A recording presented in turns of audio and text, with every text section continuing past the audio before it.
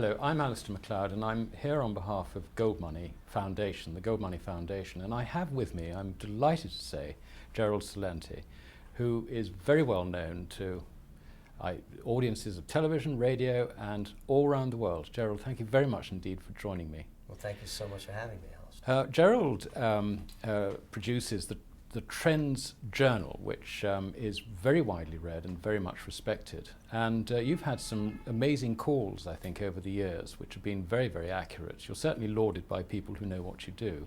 Can you tell me a little bit more about what you actually cover when it comes to trends? We cover the world.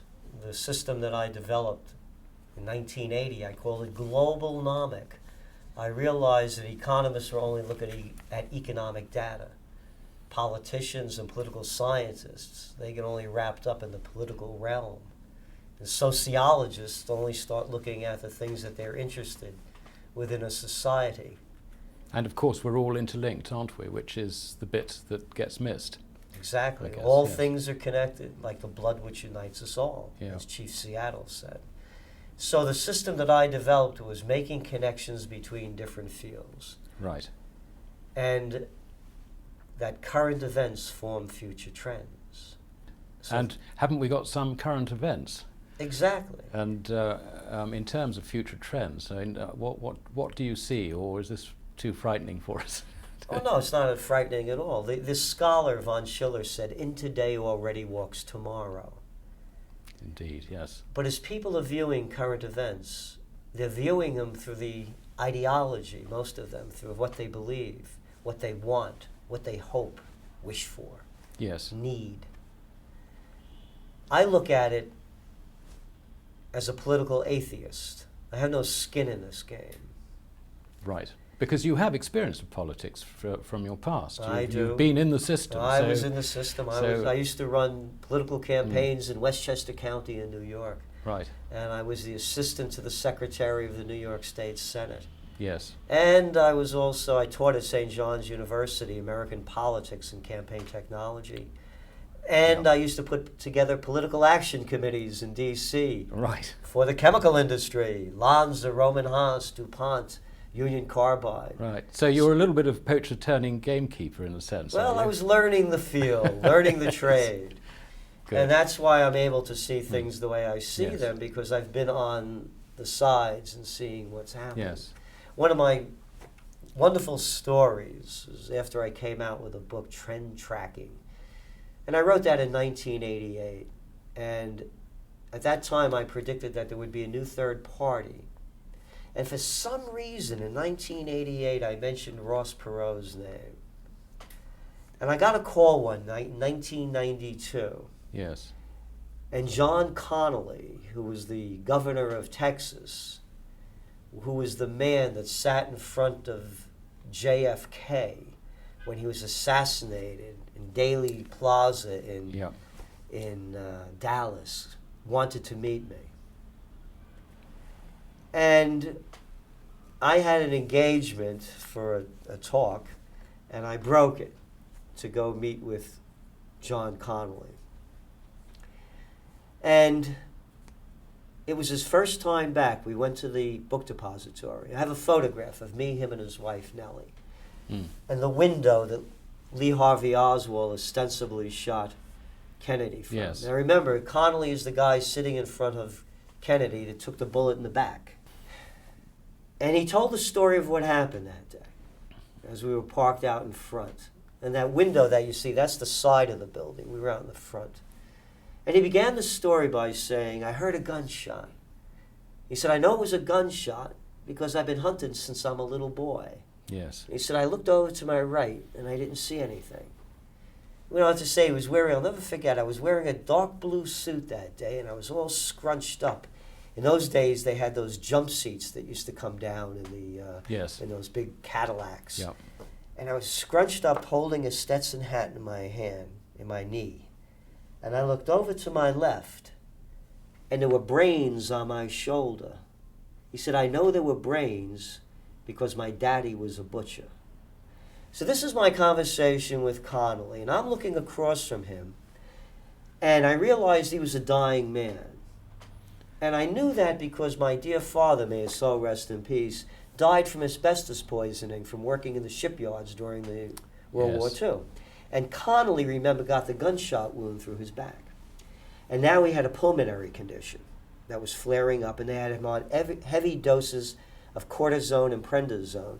And I could see those purple splotches that were forming in his hands that my father had, and I could see his gait stiffening up. And we're talking, and then we went outside, and I was with 3 other people. And we're going back into the Anatole Hotel. And he looks at me as we're walking in, and he said, "I read your book." He said, "It was a fine piece of work." He said, "But you don't have a clue of what's going on. And neither do the American people. Because if they did, there'd be a revolution in this country." Now, this is coming from John Connally. Yes, right from the top. Right, not only from the top when he was governor of Texas, he was also the Treasury Secretary under Nixon. Yes, yes. At the time when gold was taken off the standard by the United States. Yes, yep. And this is Connally telling me, this guy from the Bronx that ends up down there with him. And that's what's going on across the board. So, yes, I've had experience in politics. I look what's going on economically and socially. And I look at the whole world. And right now, as I look at the whole world, I am totally fascinated at the amount of denial running through people's veins. We just saw this past winter, in December of 2010, the Tunisian uprising. Then we saw it in Egypt. In Cairo, yes. And then we see it in Bahrain.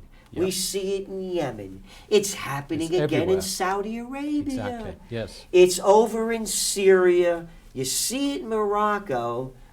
They're raging in the streets in Greece. You just saw it this summer in the UK. Yeah. You have it in Italy.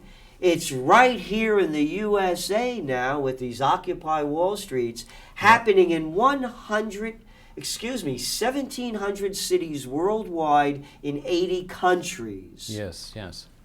And of course, I think you made the point very well earlier that it's no accident that is happening in America, it's happening in Europe, it's happening in the Arabian states. I mean, it's happening everywhere, isn't it? It's a sort of a mass move in a sense. It's a mass move. As a Bronx boy, originally, my saying is when people lose everything and have nothing left to lose, they lose it. Yes, yes. And that's what these people, the Exeter and the Cambridge and Eton boys, they don't get it. No, no. Because they've never been there. That's true. When they fall, there's always somebody to pick them up. Yes, yeah, yeah. When you fall and you're just one of us, and you're too small to save, and not, Yeah. But the root, I mean, it seems to me the root of this is unsound money. And we've got ourselves into a situation where money has been monopolized by central banks, and their only solution to any problem now, and the problems have become so great, the only solution they have is to produce more and more fiat money. Do you feel that this is, if you like, central to the whole problem, or is it just part of the whole thing? You go back to our Trends Journal, and you go back to 2001. We called the beginning of the gold bull run. Yes. We missed it by about $25. I pegged it at $275. Well, that's pretty accurate. Yeah, gold went down to about $255. Indeed. Yeah. And I realized why it would happen. Yes. Again, let's go back to 1987. The stock market crashes. Yes. Boom. What do? Greenspan. I remember it well. Yeah. They start pumping money into the system. Yes, indeed. Then what do? We go through the bubble of the 90s with the whole dot-com boom. Yeah. And what do they do from there? What they do from there is 9/11 happens. Yes. And all of a sudden we're in a recession. And then they started lowering interest rates to 46-year lows. Yes. They call it loose money policy.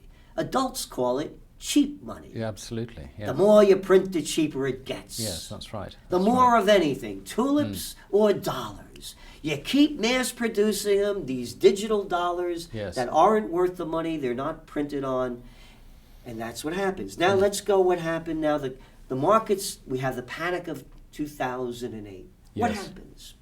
China, Yes. the EU, Yes. the US, Yep. everybody gets the printing presses going. Absolutely. They call it stimulus. Yep. I call it keeping the Ponzi scheme going. Yes, exactly. But it was not just the Ponzi scheme. That by then they'd got into the situation where if they didn't print loads and loads of money, the banks would fall over and the ATMs would stop working. So, you've now got a debt trap, which it seems to me there is virtually no visible means of escaping. And all governments seem to have got themselves into this debt trap. Exactly. That's the Ponzi scheme, the debt trap. To keep it going. Yes. To keep it going, keep it going, keep it going, keep it going. It's not kicking the can down the road. It's printing cheap money it's just survival to keep now. it going. Yes. No, I agree 100%. And that's why I'm saying when all else fails, they take you to war. Yes. Go back. Let's play history and move it forward. The crash of 1929. The Great Depression, currency wars, Yes. trade wars, Yes. world war, Yep. the Panic of '08, the Great Recession / Depression. If you're living in Spain, you're living in Greece, you're living in a lot of countries, you're in depression. Yes. Look at housing prices in the United States. They fell worse than Great Depression levels, and that's what buoyed this phony economy throughout the whole decade of 2000. Of course. And now they're down to below depression levels. Yes. Now what's going on? The currency wars. That it would always be safe to deal with the Swiss because it was all about money. Now even they've caved in. Absolutely. Even they've caved in, and now are making their money worthless by pegging it to the euro. So then when you look what's going on, there's no... I love it. I love the news. I love the news. Angela Merkel and Sarkozy are going to get together next week and put their heads together and come up with a solution. Yeah, how about Laurel and Hardy? Yeah, exactly. What makes these people? They're going to come up with a solution. Yeah. The solution they're going to come up with is what big lie can we tell and how much money could we print so that the people actually believe we're solving the problem. There's no way out. Well, you're mentioning Euroland, I find, is an interesting case because there is a disconnect between what the European Central Bank can do to help governments cover their deficits compared with, let us say, the Fed or the Bank of England. In other words, they can't indulge in QE. So you've got the situation there where countries who are spending beyond their means cannot cover it without really cutting their spending. And they are so reluctant to do that. They are just hanging on, hoping that the ECB will start printing money and save them. But it's not going to happen as far as I can see, because the ECB has got a huge problem stopping the banking system falling over, and it can't do both at the same time. You look at the collapse of Dexia. Yes. Look what it's costing Belgium to bail them out. I know, and that was passed by the regulators as being a sound bank. Yes. Literally just a couple of months before. Stress test. Yes, exactly. I guess they crack under pressure really easy. Amazing. Yeah. So what you're looking at, for example, a country like just Belgium with one bank. Yes. It's equal to 17% of their GDP. Well, and not only that, but Belgium's debt to GDP ratio is, they're way over 100%. And France, I can't remember what the figure is, but it's not too far behind. But even with France, that's 2% of their GDP. Yes. That's just one bank. Yes. And this whole fallacy, we have to save the banks. We have to save the banks. Let them fail. Yeah. Let them fail. But then you get if you start letting banks fail, don't you get an escalation of the systemic problem, and then everybody else starts failing. Now, I know that there is, if you like, a very strong moral case. There is a very strong, if you like, libertarian case for that to happen. But can you ever see the politicians allowing that to happen? Politicians will never do that. Yeah, that's true. No, so what I'm saying is, to answer your question, if the banks started failing and we started getting back to more reality, Yeah. only then will the fiat currencies have any value of any kind. Yes. But if they just keep pumping more and more phony money into the system to keep the banks from failing, this is just they an just open keep checkbook. Exactly. It's an open checkbook. So they keep devaluing, and that's why. So I'm very interested in what you're saying there, because there have been a number of people running around saying that gold is in a bubble and all the rest of it. Now, I think these are probably people of not quite the same economic persuasion as you and I. What do you feel about gold in that sense? Do you think that there is an element of bubble in it, or do you think it is? Well, as a trend forecaster, I'm always taken aback when people who didn't see it coming say what's going to happen next. True. As a stockbroker, I can agree with you entirely on that one. So you know what I'm speaking about. My first buy of gold was in 1978. Right. At $187.50 an ounce. Yes. You remember it to the the cent. And I didn't know what I was doing. Yeah. I was a young guy. I'll tell you how I became a trend forecaster. I mentioned I used to work in D.C. Yeah. And the Iranian conflict was heating up. And that was 79, was it? 78, 79 it started happening, yeah. It started bubbling over in 78. And then on New Year's Day, I believe it was 79 or 80, one of those two, Jimmy Carter came back from spending New Year's Eve with the Shah and his wife, he and Rosalind. And in those days when the president went overseas, it was a big deal. Kind of like if George Bush had gone overseas before he was president. Yes. And he comes out of the helicopter and salutes and walks up to the microphones. And he announces to the American people that the Shah was the island of stability in the Middle East. And at that moment, I became a political atheist. I'd been around long enough. I knew what the game was. Yes. I've been watching what was going on in Iran since I learned how to read about history, about how, what was it, Anglo-Iranian, now BP and Standard Oil. That's right. They were thrown out by Mossadegh in 1953, who was the democratically elected president of Iran by Kermit Roosevelt, a descendant of Theodore Roosevelt, who was with the CIA. And was it MI5? Is that the name of the little group over there? No, it's MI6, which does the overseas stuff. Yes. Okay, and they overthrew Mossadegh. Yes. And put in this brutal dictator. And I used to read about the Shah all the time, the Savak, the secret police. Yeah. And so when the revolution began to happen, I knew it was real. Well, when Carter came back and said what he said, and mentioning how current events form future trends, I said to myself, after I became angry at the lie, because I knew it was going to go over, I said, what will this mean? And I realized that gold and oil prices would go up. Yes.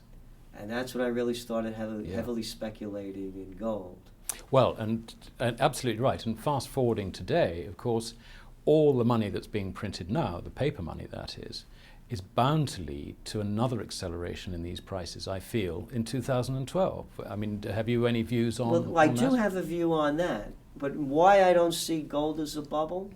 Because I remember trading back then. And I remember how difficult it was even to try to find somebody to do trading. Yeah. And if you remember back then, remember the silver market was controlled by the Hunt brothers? I remember that well.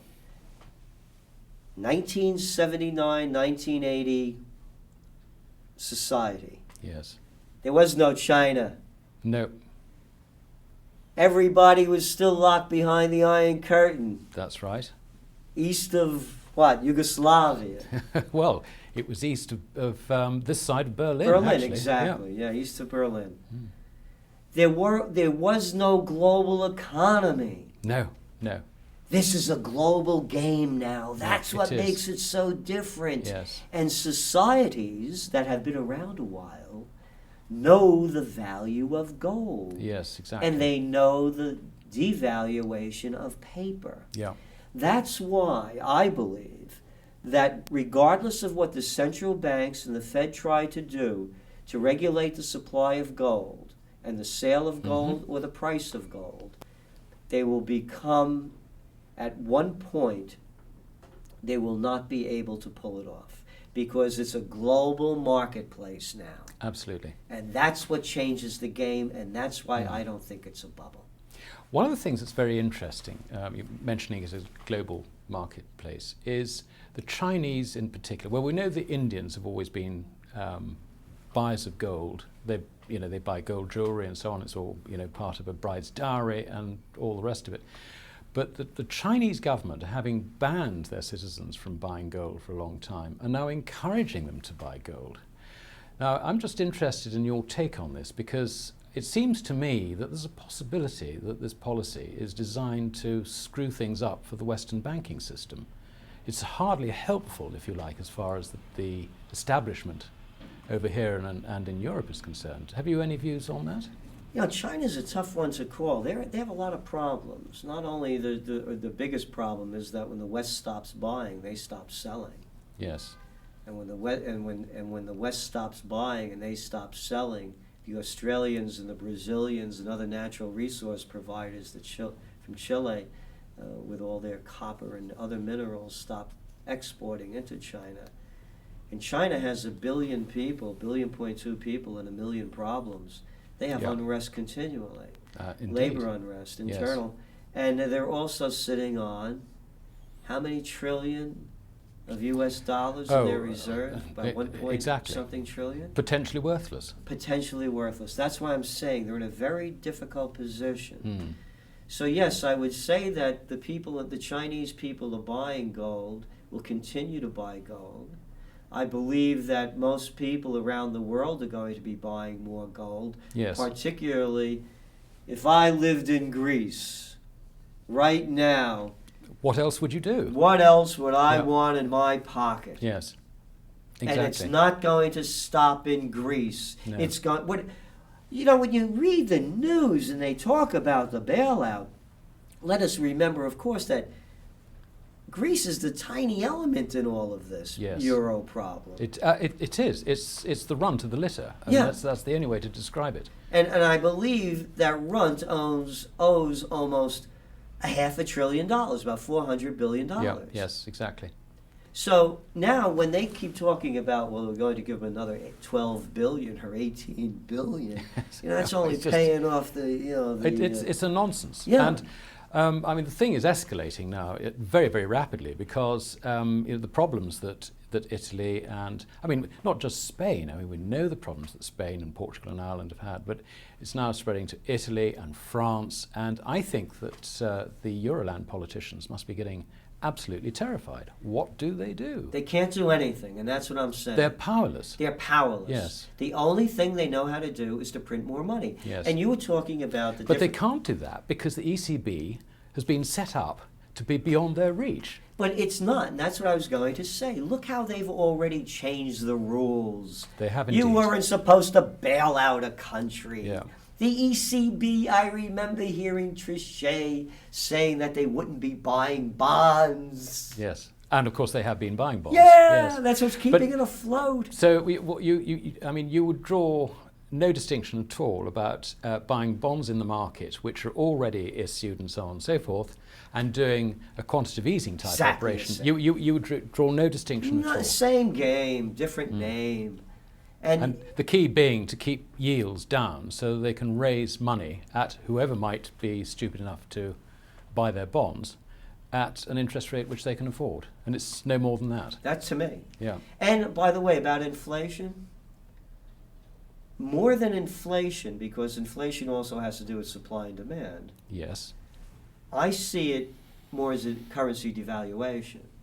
So, for example, the price of coffee may stay stable in Zimbabwe, but you need a lot more of those Zimbabwean dollars to buy it.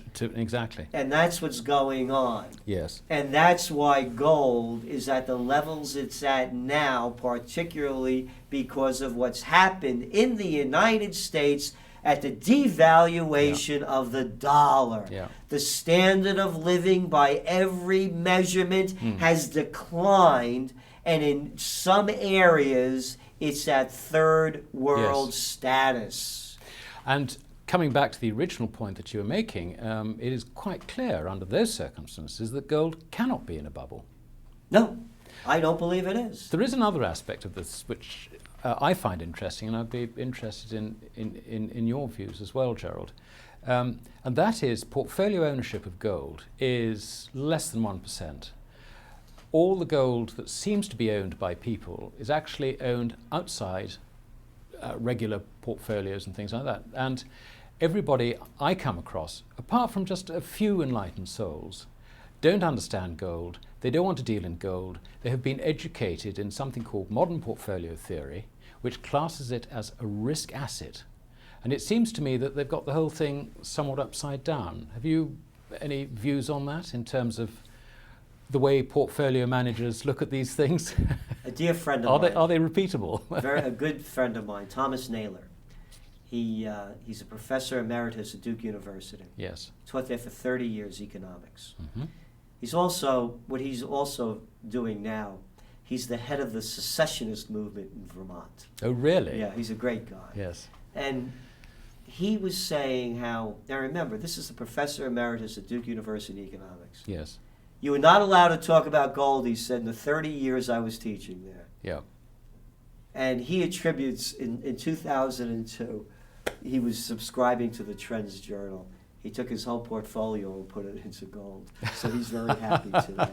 Good. Gold, and if you go back, and I know because I've been yelling gold forever, they call you a gloom and doomer. They call you a gold bug. Yes. They make up these stupid, childish names. I mean, let's look at the mentality of the financial industry when you hear their language. You know, it's I love it when everything was just right. They call it a Goldilocks economy. Yes, they do.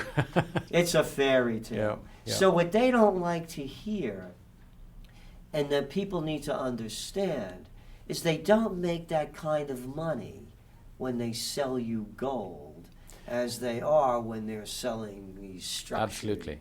And from 2 points of view, I mean, firstly, there is less they can actually do with selling physical in terms of taking money off you in different directions. But the other thing is that when people buy gold, they tend to sit on it. Right. And it's gone out of their system, That's effectively. right. You know, in life you have ups and downs. And I've had my downs. I had a big downturn in 2003 because I made the mistake of forecasting 9/11. It was in USA Today. Yes. December 14th, 2000. The headline read, 2001 won't be our year, Trendseer says. And I warned that Americans wouldn't be safe at home or abroad. Mm. And I've been warning about a wave of anti-terrorism. Now, I know there are people there that think it's an inside job, but regardless of that, the World Trade Centers came down to the ground and the Pentagon was whacked. Yes. However it happened, it happened. Yes. Well, immediately I started getting flooded with calls all around the world, FT, all over. Yes. I had forecast this. Yeah.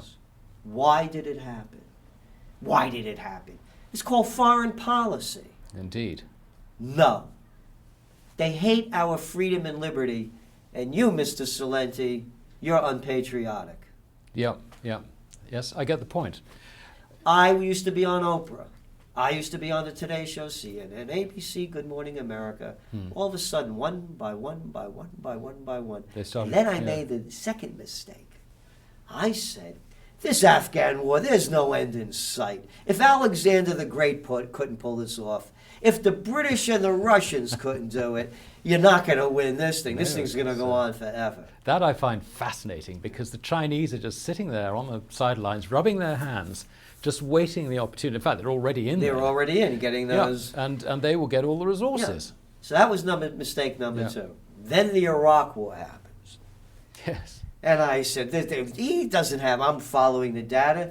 There is not evidence that he has weapons of mass destruction and ties to Al-Qaeda. There'll be no winning solution here. Yeah. Again, it'll be another one. So now I become unpopular for a while. And my fortunes go down. Do you know what saved me? Do tell. Gold. Excellent. And here's why. I had gold, like you mentioned before. When you buy gold, you don't tend to sell it. Yeah. It's not easy to sell it. When you sell it, you'll take a loss on it anyway. Yeah. So, and you have to go through steps. So unlike having money in the bank where you just write a check and the money flies away, when you have that bar of gold or those coins, they don't dispose of that easily. No. And you also, there's a connection there. What I used to do is I go to friends and I say, listen, I need $20,000. And they're friends, Yes. and you don't want to ask a friend to loan you money without collateral. And I say, here's the deal. You could hold $20,000 worth of gold. Right. And we'll sign the papers that in 2 years, if the price of gold is less than what you loaned it to me, when you loaned me the money, I'll pay you the difference. If I can't pay you back, and the price of gold is worth more, you keep the difference. Right. And in 2 years, if I could pay you back, you have to give it back to me. Oh, yeah, you're my pal. The interest now, interest, they got the gold. Yes, yes. I bought back all the gold. Yeah. Oh, I think it's a lovely story. But it does actually indicate what gold is all about. Exactly. It's about a store of value. Exactly. Which, of course, paper currency cannot be. Exactly. So that's what it was. And then things turned around when I forecast, of course, the panic of '08 and 2007 and all the other forecasts. And I couldn't be ignored anymore. And they realizing that the wars are losing things, so I started getting back into the media. And my fortunes, knock on wood and spit, as they say, turned around. But that's what was a story, another story of the value of gold. Yes. And what it did for me personally. Well, I think that's a lovely story, Gerald. Now, how about silver, which is I find it fascinating. It's a lot more volatile. It, compared to its historic relationship of 15 and a half to 1 gold, it's something like, 45 to 50. So on that long-term basis, it's very, very undervalued. Do you think that's ever going to change and catch up? I don't know as much about silver as I do about gold. I followed gold virtually every day since 1978. Right. And I really have a good feeling, I believe, in a sense. And by the way, also talking about the bubble, this is a different... I mentioned to you, I parlayed, by the way, at $5,000 in 1978 when I started buying. In those days, almost to $750,000. I was a guy 30 years old, just doing this and not knowing what I was doing. But having said that, I also bought gold at the highest trading point of the day at $875 and ended up losing about 2/3 of what I had. Yes, indeed. So, it's the learning process. Of course.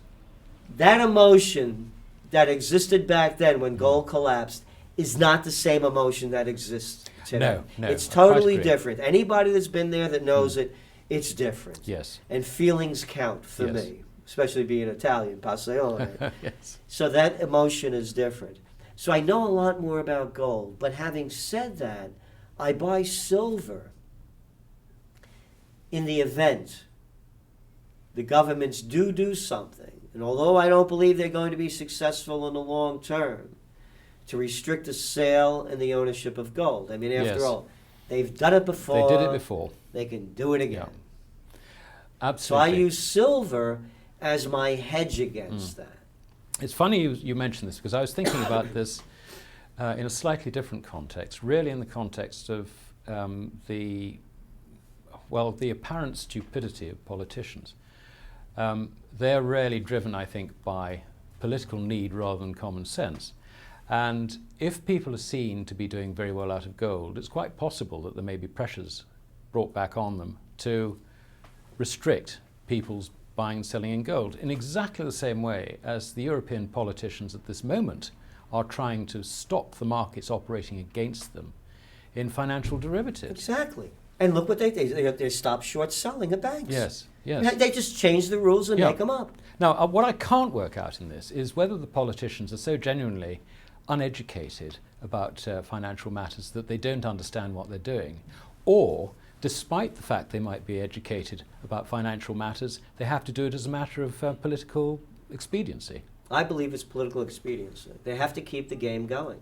Well, going on from that, Gerald, FDR nationalized well, rather he forced everybody to give up their gold at a low price of gold, and then he raised the price of gold and prevented anyone from dealing in gold at all thereafter. And I think American citizens couldn't touch gold for something like 40 years. Do you see that sort of situation coming back at all, or? Well, again, look what they told the people back then. I studied economics in college. Yes. And they tell you the fairy tale that they were run on the banks. Yes. And that they had to do something, so they called a bank holiday. Holiday. You can't get your money out. No, exactly. And what did they do? As you mentioned, they sold. You had to turn in your gold at $20.62 an ounce, I believe. Yeah. And then what they did, once they got all the gold in, they raised the price to $35 an ounce, That's which right. means you just lost 40% of your purchasing power. Yes. Remember what I was Exactly. saying earlier? It's not going to be so much inflation, it's going to be a devaluation. Yes. And Yeah. that's what they're doing. So let's also go back and about the big lie of the bank runs. People were turning in their gold certificates. Their Yes. paper, they wanted gold. Yes. They wanted gold for their worthless paper. Yeah. That's why they had the bank holiday. Absolutely. And yeah. just as they had in Argentina in 2001 and 2002, when they went through their crisis, you couldn't get your money out all at once. No. You only doled out a little bit at a time, and when you're getting it out, it becomes worth less and less and less. and less. Yeah, exactly. So to me, they are going to blame the gold speculators. Yes, yes. This is what I sort of fear in a way, and there must therefore presumably be some sense in hedging a little bit into silver. Are they That's likely why to I do that do with silver? Do you think? I mean, That's why I do it. Yes. And by the way, my father told my grandfather, who was a very proud Italian, just came to this country, and my father married into my grandfather's, that side of the family. My grandfather had a load of gold. Yes. So my father, being my father, he said to Poppies, don't turn it in. Stop. Don't believe this stuff. But my grandfather, being so proud to be an American, he turned it all in. Oh, yes. And going back to the grand picture and putting all the trends together, we are looking at the breakdown of society. Yes. It's out of control. And it's really fundamentally behind that, the breakdown of the money that society uses. Exactly. Well, I think that's fascinating, and I'd love to go on for a long time, because this has been so interesting to me, and I know will be very interesting to the viewers of the Gold Money Foundation who look at these clips. And we have circulation all around the world. I'm sure most of them will know who you are, but those that don't, I think, will have benefited from this interview. Thank you very much indeed for coming. Oh, my pleasure. Thank you, Alasdair. Oh, that's great. Thank you, Gerald.